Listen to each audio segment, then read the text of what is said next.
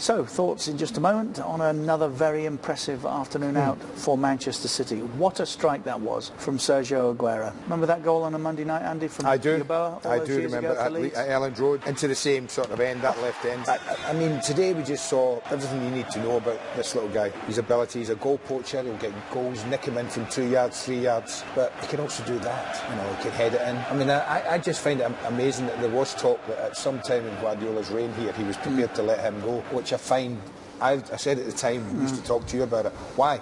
He must be one of the best in the world at what he does. I think Shearer did that once as well, didn't he, playing for Blackburn, crashed one in off the bar that rebounded up into the net like that. They always look spectacular. It was. Well, it was all going very well for Leicester up until half-time, wasn't it? We don't know, but was it an enforced change, or do you think that a thoughtful change from Claude Puel undid them second half? Well, I mean, I'd like to actually listen to his explanation, really, the coach, because, you know, you won one at half-time against Manchester City away, and then you go from a 3 at the back to a flat back 4. Listen, whatever he'd have done, he'd have probably got undone by Sergio Aguero today anyway, but there must have been a reason for that. He either saw something within his team and felt he had to change things. But, you know, I just think with Aguero, he suits Manchester City so well. And the reason for that I think, is that he's not a player that relies on just pace or just being strong or good in the areas back to goal. He's a striker that's proactive in everything he does. He anticipates things. And the way that they play there, he knows that that ball will get put into those areas. And 2 crosses throughout this game from Kevin De Bruyne, where he just pulls onto the back of people, makes those runs, but right through the game he's reacting early, before defenders react, as soon as Man City players get the ball. I saw an article today in one of the British newspapers suggesting that Harry Kane was the best centre-forward in the world. Is he better than Aguero? For me, no.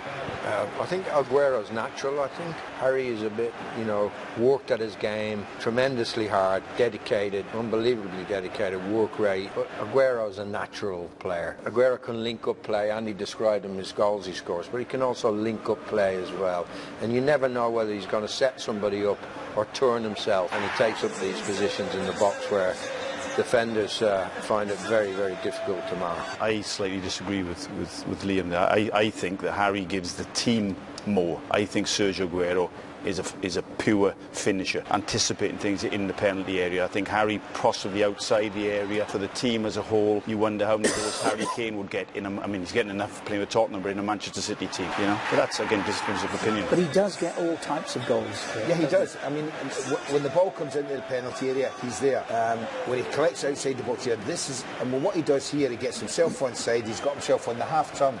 What I love about it, in and around the penalty area, you never actually see him, very rarely, with his back to goal. He's always on that half-turn, looking just to spin away into the area and finish it off. Can you make plans to negate what he does, Mark, or not? With Aguero? Yeah. I don't know if you do, because I think his game revolves around if the rest of the team are playing well. And to me, although he's got 4 goals today, he's even more dangerous than with David Silva in the team. They're not the same side without David Silva in the team, in my opinion, Man City. No, that's I mean, he seems to be, even with Kevin De Bruyne being what he is, Silva's the one that links everything up between the lines. He seems to give Aguero that half a yard more space, because people are always concerned about him.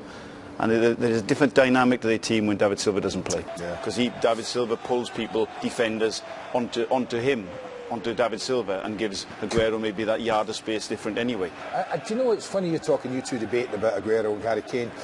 If Pep Guardiola was given one, he would probably take Kane for the reasons that you said, Mark. Because he's worked there. That's why he likes Jesus. That's why, you know, at the beginning of the season it was almost, well, Aguero's not going to play as much as Jesus is, because he closes down people better in the way that Guardiola likes. But for me, I just think, if you've got him on your side, that's what you get. I mean, I don't know what happened in 2012-13, he had a terrible season, but apart from that, every other season, he's rattling in goals galore. I just think everything about him is good. Everything in his mind's about scoring a goal.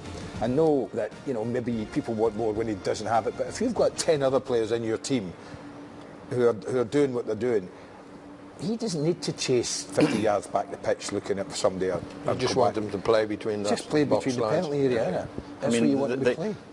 Because they dominate possession so much around that 25-yard arc, if you like, he's just the best I've ever seen. It just in the penalty area itself is pulling into little pockets, little pockets of space. Sometimes not even looking at where the possession is because he knows it's coming into areas. He's looking at opposition defenders, waiting for them to half turn their head to follow the ball, and he's gone.